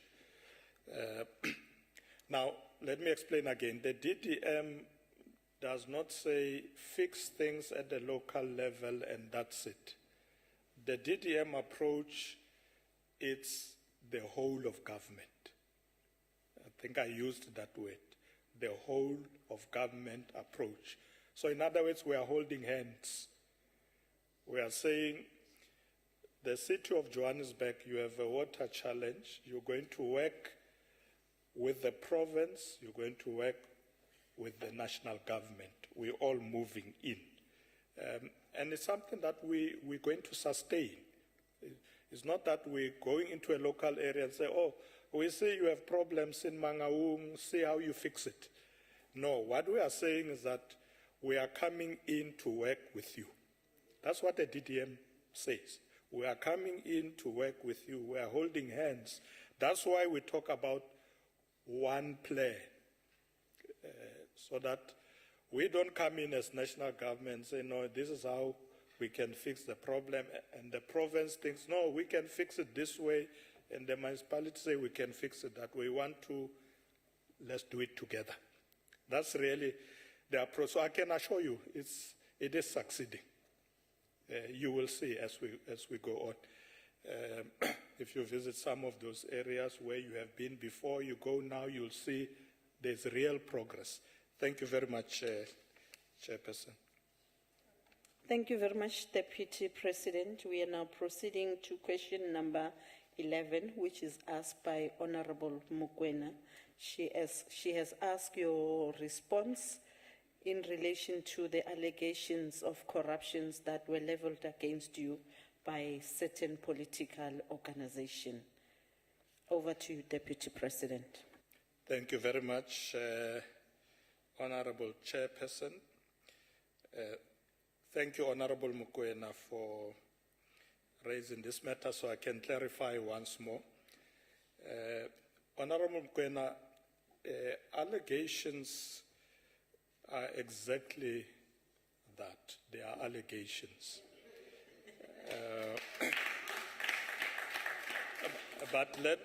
But let me take forward by saying the most important things when there are allegations is proof, right? And mainly through courts of law or to ensure the authenticity of the allegations so that we can get to the conclusion on the matter if one is guilty or not. Indeed, you are quite right. There have been several allegations against me. What I've done, Honorable Member, I've subjected myself to the necessary processes and institutions. I received a letter from the Ethics Committee in Parliament that said, we've seen all these allegations in the papers, can we respond? I did so. I even went to my own party. The ANC is the only party that has an integrity commission, I suspect. It's a fact. Yeah, other parties can learn from us. So I went to the Integrity Commission of the ANC and also explained to them. There are other institutions, of course, that get involved when there are these kind of allegations, but I haven't heard from any of them. But let me assure you, Honorable Member in the House, that I will continue to subject myself to the relevant institutions as established through our own constitution. I issued a statement on the 11th of October that was published in response to some social media issues that were out there attacking my character. I actually have that statement with me. It can be forwarded to you. So, Honorable Chairperson, in conclusion, let me say one of the issues raised in the questions is how do I ensure that we maintain transparency and restore public trust. I've appointed one of the officials in my office to ensure that the register that we keep every year for declarable interest is timely updated every year, because there was an allegation that I did not declare certain things, which was not true. But we will ensure that we timelessly update. The media team as well in my office is ensuring timeless response to the press and issues that come on social media. I want to conclude by affirming my unwavering commitment to fully cooperate with the Ethics and Integrity Committee of Parliament, as well as other law enforcement agencies or state institutions that may require clarity on any matter concerning these allegations or other allegations made against me or any member of my family. I'll continue to do so. Thank you very much, Chairperson. Thank you, Honorable Mukwena. No, thank you very much, Deputy President. I now afford Honorable Mukwena an opportunity to ask a supplementary question. Thank you for that response, Deputy President. Ngomhlaka 12 February 2024, i-Democratic Alliance yakuvulela icala lenkohlakalo emaphoyiseni. And there is growing concern ukuthi emva kwalokho niphinde nahlala nabo nathi decide ukulala embhedeni ewodwa nibe i-GNU. So okusho ukuthi ukuvula kwayo leyo cala ukubanga ucabanga ukuthi kusho ukuthi khona into ye political score eyayenzeka ngoba niqhubekile nahlala nabo. So umbuzo uthi iyiphi into ozoyenza njengoba si approacha election conference yenu njenge ANC, iyiphi into enzoyenza ukuvimbela abantu from abusing ama state resources to settle political scores? Thank you. Deputy President, you are the Deputy President of the country in this House, not the Deputy President of the ANC. Any question pertaining to what you've been asked, it must be in relation with the work of Parliament insofar as accountability is concerned. And therefore, I would simply request Honorable Mukwena that the Deputy President can't respond on ANC matters in this House. So therefore, that question will not be answered. Sorry, Thank you Chair. very much. No, you said iqembu lenu le ANC azange Chairperson, uthi I asked a umsebenzi. question about what is going to happen, what is the government going to do to ascertain ukuthi no corrupt, no Honorable political scores. Mukwena, let's It was a avoid very the clear dialogue. question. You had an opportunity to ask a question, but what you ask, we will revisit the Hansard so that we give you exactly what you said. But maybe you add, but your error has costed you, and as a result, the Deputy President is accountable to the people of South Africa in this House, is accountable to his party in his party, not in this House. And therefore, I humbly request that we proceed with the next follow-up question, which is asked by Honorable Nxumalo. Inkomu mtsamashitulo wa indlu ya hina NCOP ani khense ku va nyikiwa nkarhi lowu ni pfuxela eka DP na hinkwavo lava nga la endlwini. Leswi ni nga ta swi vula i ku ndzi tsakisiwile hi ndlela leyi mi nga answera hi kona swivutiso swa hina. Ku huma eka mina a ni na xivutiso no khensa ntsena. Inkomu.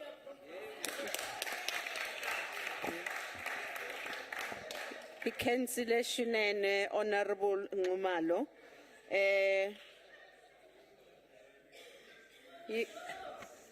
Councillor Shunene, Honorable Nxumalo. We are now proceeding to the next follow-up question, which is asked by Honorable Kotsal. Thank you, Chair. And in my preparation, I certainly used the correct punctuation mark. So if you'd like to see, there's a question mark at the end of this.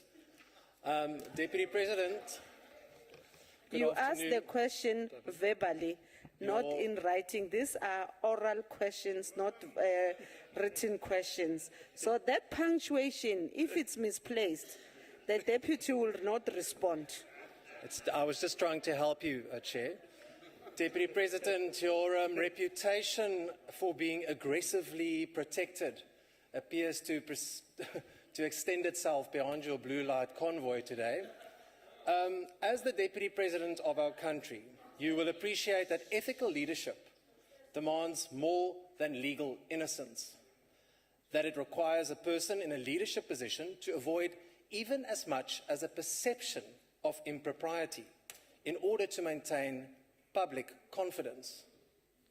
If you agree with this statement, Deputy President, and here is the question, will you provide this House with an undertaking to proactive transparency and voluntarily submit yourself to, over and above the Ethics Committee, publicly disclose your full financial interests? Over to you, Deputy President. Well, thank you, Honorable Chairperson, and thank you, Honorable Godson. I'm not aware that I'm aggressively protected.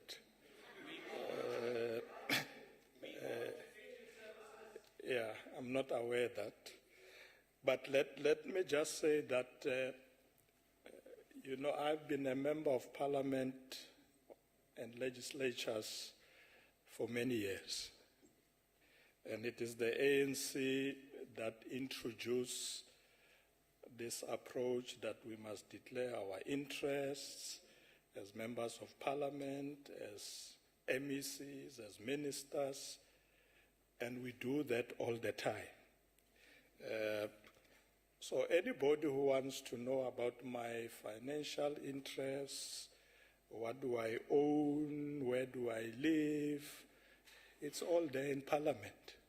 I don't know what else you want to know. It's all there in parliament. I've disclosed where I live.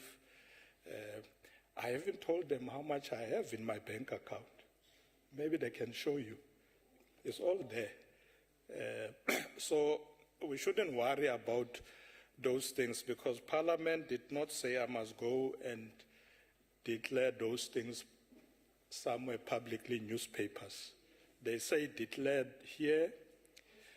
And by the way, the declarations also have the confidential section for your spouse or your family members. Same in Parliament and the Executive, it's all there. Maybe if you want to know, you can go and ask the Speaker if you want to look at, I don't know if they'll allow you, but it's all there. So I can't then go out publicly and say, hey, as Paul Mashatile, this is how much I'm worth, this is what I have. No, there's no need for that. I declare to Parliament and to the President, and that's it. Ends there. Thank you, Chairperson. Thank you very much, Deputy Minister. We are now proceeding to the last follow-up question on this question. Honorable Machobeni. Thank you very much, Chairperson of the House. Greetings to the Deputy President. Thanks, Deputy President, for your response. We will wait for the day to clean your name with these allegations. Nonetheless, Deputy President, it has become clear that there's numerous political officials at national, provincial, and local level that exploit their public office for personal benefit. And the state institutions, which are intended to empower youth and workers, are instead used as deployment zones for loyal cadres and family members of the ruling elite. What recent steps of intervention have you taken to ensure that this tendency is stifled and that actual tangible repercussions occurred following such conduct? I so thank you. Almost related question, but it's a new question that has been asked to you, Deputy President, which does not necessarily speak to the issue at hand that we're discussing. So this relates to everybody else who's a public representative, and accordingly, I would request, Honourable Member, in the next written questions or oral questions that are to be posed to the Deputy President, you then raise the question that you have given, and accordingly he will come before the House and respond to the question. Thank you very much. Thank you, Honorable Chairperson. Thank you. We are now proceeding, Deputy President, to the last question on the order paper, which is question number 12, asked by Honorable Baines. She is asking Deputy President as to whether the City of Cape Town, working with the Departments of National Departments in a form of collaboration, and in implementing the rapid response measures and the intervention to address service delivery challenges that are facing the township residents of Guguletu Ilanga in the said municipalities? If not, why not? Thank you, Honorable Chairperson, and thank you to Honorable Baines for the question. Honorable Chairperson, the Intergovernmental Relations Act mandates collaboration between all spheres of government to deliver services to citizens, requiring the national government to work with all provinces to address service delivery challenges. The City of Cape Town, like other metros, should invest in the building and upgrading of infrastructure, which is aimed at benefiting underserviced areas. This seeks to address unequal spatial development patterns, thereby promoting the quality of lives of all citizens. These projects, initiated by metros, are being undertaken in collaboration with national government departments, including here in Cape Town, and they are also in line with our district development model that we are implementing across all provinces. We are, however, concerned about continuous challenges faced by a majority of township communities and informal settlement within the City of Cape Town. Townships and informal settlement within the City of Cape Town face significant sanitation challenges due to factors such as inadequate infrastructure, legal constraints on service provision, and socio-economic barriers. In this regard, the Department of Water and Sanitation and the City of Cape Town have been collaborating to address ongoing water and sanitation service delivery challenges, particularly in light of infrastructure overburden, environmental consideration, and socio-economic disparities. Efforts to enhance water and sanitation services includes initiatives to improve communication between the City of Cape Town and residents, particularly townships and informal settlements. The City of Cape Town and the Department of Water and Sanitation have continued to collaborate also to address public health, environmental, and the dignity of affected communities. The partnership is centered on infrastructure upgrades, policy reforms, and community engagement initiatives aimed at strengthening wastewater management and improving service delivery. Honorable Chairperson, since 2024 December, national ministers and deputy ministers have also undertaken oversight visits to assess disaster responses and project implementation. This includes disaster intervention in informal settlements such as Dunun, Joslovo, Kaelicha, Luandle, Nomzamo, and Imizamo Yetu. More recently, Minister Thembi Smelane has also visited phase 2 of the Conradi Park social housing project in Cape Town as part of government intervention to address service delivery challenges in previously disadvantaged communities in the Western Cape. I've also been advised that the Department of Public Works and Infrastructure has signed a memorandum of understanding with the City of Cape Town to establish a collaborative framework aimed at enhancing infrastructure delivery, governance, innovation, construction, and facility management. This will further strengthen partnership by aligning with national strategic objectives, fostering intergovernmental cooperation, knowledge sharing, and capacity building to drive sustainable development and improve service delivery.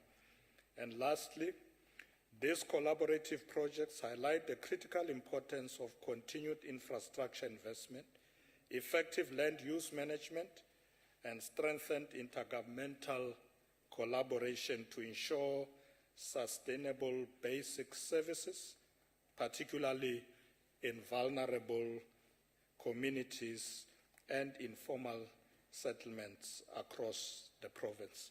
Thank you very much, Chairperson. Thank you, Deputy President. The supplementary question will be asked by Honorable Baines. Thank you, Chairperson. Good afternoon, Honorable Deputy President.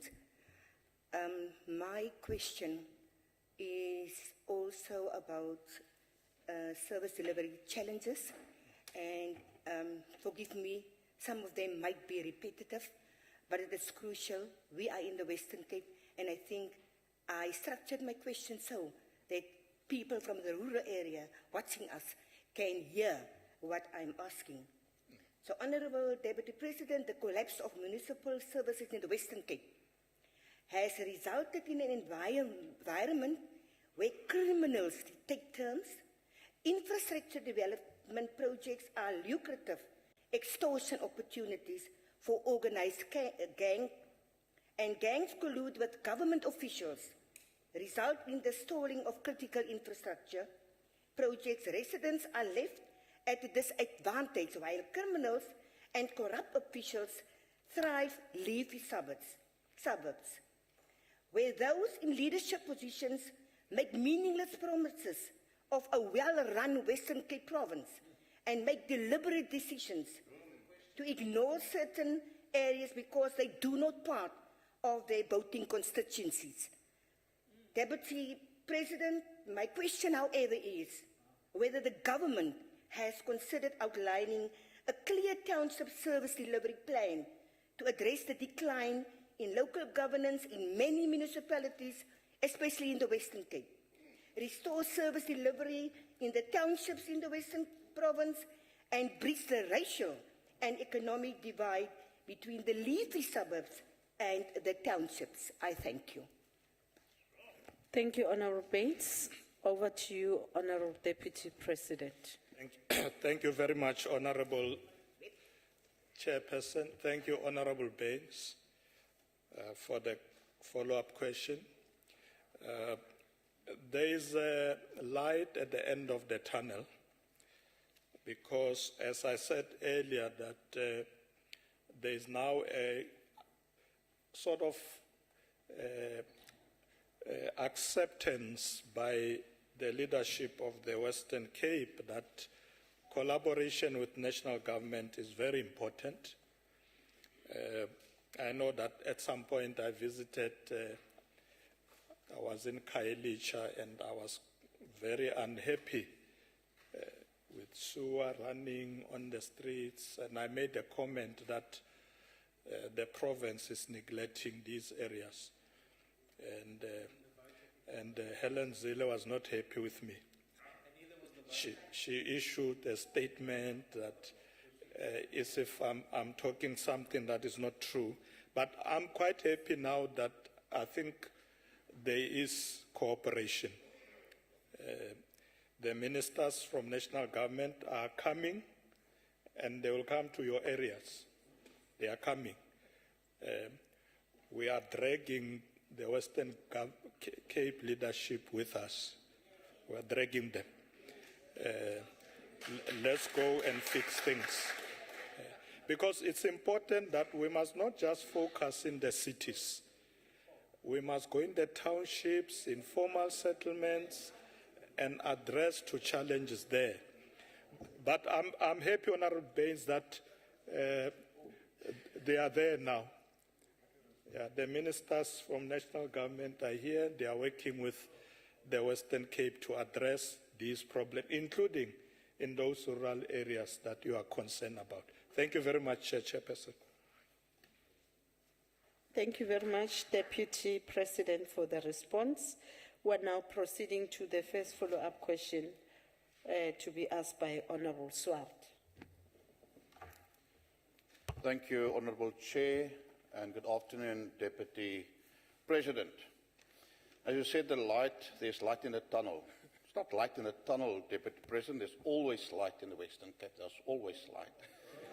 Mr. Deputy President, given that Cape Town has a South African record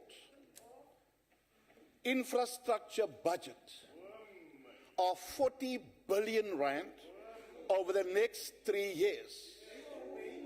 75% of which will directly benefit lower income households, including the townships and informal settlements. And in today's newspaper, said Cape Town again, the only metro out of the 8 received a clean audit. The only metro that received a clean audit in the 2024 book years. The question, Deputy President, what measures are in place to improve the pro-poor infrastructure spending in other cities to catch up with the city of Cape Town, which is outspending all 3 Gauteng metros combined on pro-poor infrastructure? I thank you. Clear question there. Thank you.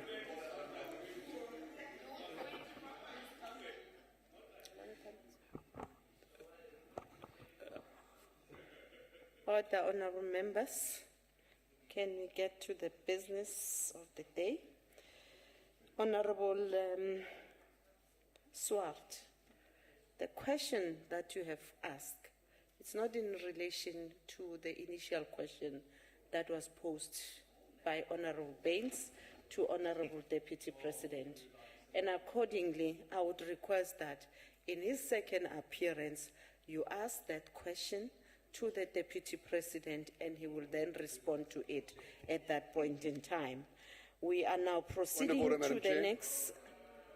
What is your point of order, Honorable Badenhorst? Madam Chair, there's nowhere in questions, and I'm referring to the section on questions. Honorable where you- Badenhorst, what is your point of order? Madam Chair, I'm referring you to the are you chapter on referring to questions. which rule? I can Which pick section? any rule. Which rule are you referring to? I can pick any rule. Let's go to, Madam Chair, let's go to Rule 225. Honorable. Rule 225. Please, Madam Chair, illustrate to this House where in the questions do you have a discretion to decide whether a question is posing as a question or not? Show me the rule that you are deciding that upon, please, Madam Chair. Because you are protecting the Deputy President with those statements. Honorable members, when I started, I did outline the processes in relations with the oral response in the House. And the follow-up questions should be informed by the initial question that was sponsored by the member. But prior to that, the supplementary question will have to be asked if there's anything outstanding in relation with the initiator of the question has asked. And accordingly, you cannot come with something new here and expect the Deputy President to have first-hand information of that. Obviously, he still needs to go back and look at the issues and come and present facts in the House so that tomorrow we are not accusing him of misleading the House, and therefore we cannot trap any of the members, be it the Deputy President or the Deputy Minister or the Minister in the House, and therefore we will adhere to those processes as outlined right from the beginning. And therefore, because your question is not in line with what was asked, hence we are imploring upon Honorable Swart to do that, pen it down, through written question to the Deputy President, or you await the next session of oral reply, you then pose that question to the Deputy President. If he doesn't respond, I will force him to respond because he's got the responsibility to account to this House. But as things stand, that question has not been asked to the Deputy President, and therefore we cannot expect him to respond over something that has not been asked to him. Thank you very much, honorable members. Thank you. The next follow-up question is asked by Honorable Gerike. Yeah, thank you. Thank you, Chair and Deputy President. The City of Cape Town boasts a massive number of law enforcement officials to enforce municipal bylaws. However, it is concerning to note that such enforcement is absent in hotspots such as the Cape Flats, Lavender Hill, Delft, Nyanga, Khayelitsha, Gugulethu, Menenberg and Mitchell's Plain, where gangsters congregate on the street corners and plan criminal activity. These gatherings are often against bylaws that prohibit illegal gatherings, but the law enforcement officials are doing nothing to it. What are the particulars of the agreement signed by the Minister of Police and the Premier of the Western Cape earlier this year, and how is it assisting to root out crime? Thank you, Deputy President. Again, Honorable Gerike, that is the new question that has been posed to the Deputy Minister. So I wait for his second term and ask him that question. Thank you Chair, very on a much, point of Honorable order, Member. Chairperson. We will take Chair. the last follow-up question. Chairperson, on Yes, a point of Honorable order, Gerike. if you look at the previous question, Chairperson, On a point of order, Chair. can I just take my point of order? Honorable Nonkonyane, can you please take your seat? Honorable Gerike, on which rule are you standing on? Chair, I am clarifying the question above. No, Honorable question Gerike, above you had speaks an about opportunity to ask a question, and I've given you your I'm 1 rising on minute, Rule 1.5 52. minutes. On Rule 52. Yes. Rule No. 52. No. The question speaks about national No, Honorable collaboration. Gerike, Honorable Gerike, I will tell you when to speak. Just hold it there. So I didn't ask you, I didn't order you to leave the house, or are you ordering me to leave the house? Can you please take your seat, Honorable Gerike? Honorable Nonkonyane. Chair, I just wanted to rise on Rule 6.9, point of order, particularly sub-rule 12. That has been violated by 2 members already, and we have dealt with in respect of Honorable Badenhorst. But my colleague Farik is also continuing in that vein. The presiding officer's ruling on a point of order is final and binding and may not be challenged or questioned as the honorable member is trying to do in the House. Thank you, Chair. You're raising a point of order after she ruled. Honorable Badenhorst, I'm the presiding officer here. You are embarrassing yourself before your knees here. Please, can you allow me to preside here? The point of order was raised prior to Honorable Gerike, and therefore I must afford him an opportunity to state what he wanted to state, which remains very relevant and very important. To remind you that once a ruling has been made, you adhere to that. If you are not happy with that, we do have the Rules Committee to look at the matter that would be before us for that is disputed. So accordingly, honorable members, in as much as you raise this, once again, I want to implore with your good self not to make follow-ups bring new questions during the follow-up session, so that in future we don't repeat the same thing. If it's a new question, if the deputy, by all means, he has an answer, well and good, but we cannot force him to answer something that he has no knowledge of in terms of the state of preparedness. To avoid that in future, we don't accuse him of coming before the House and misrepresent the questions. Because it's going to be us saying that, but last time when we were here on the same matter, this is what you said, and today this is what you are saying. There's no correlation between the two. Forgetting that the initial question that you asked was not based on something that he had knowledge of at the time. So please, honorable members, let's adhere to the processes and the rules of the House. I'm pleading with you. So we are done with this, and I'm taking the last speaker on this question number 12, Honorable Farmer.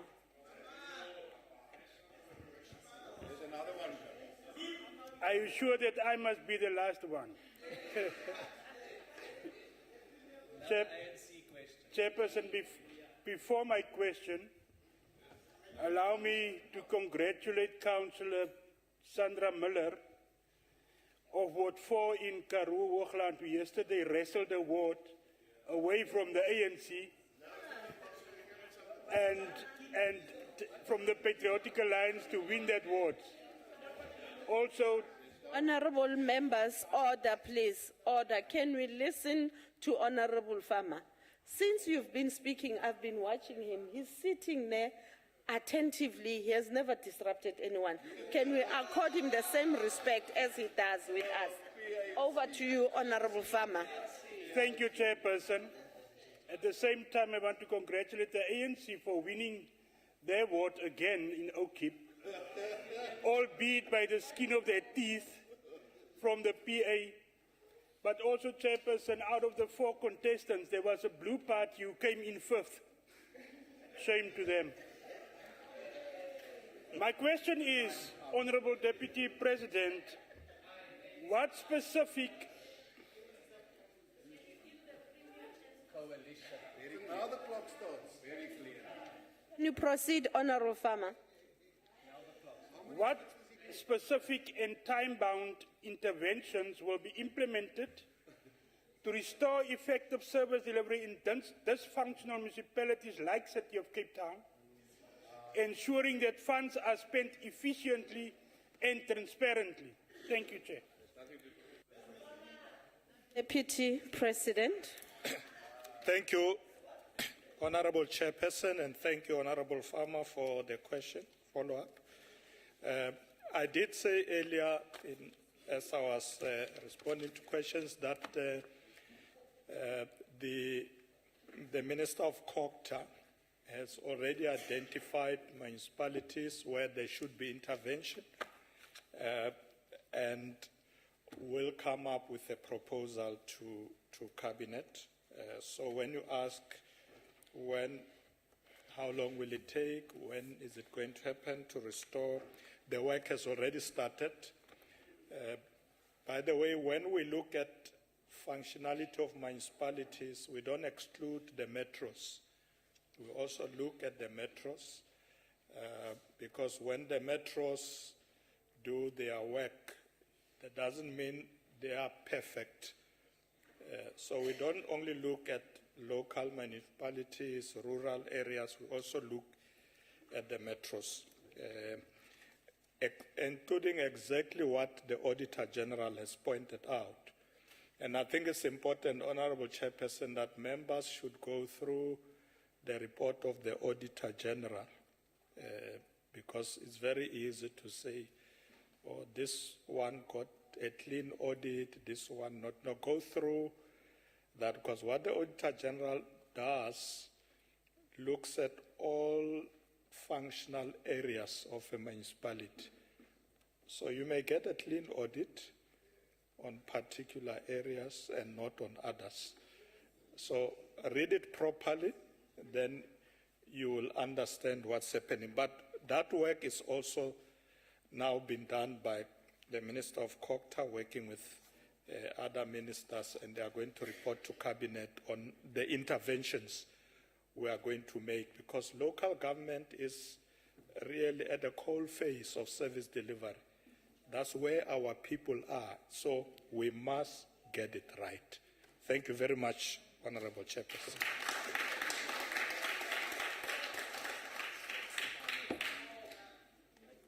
Thank you very much, Deputy President. Honorable delegates, we have come to the end of our questions, and we would like to take this opportunity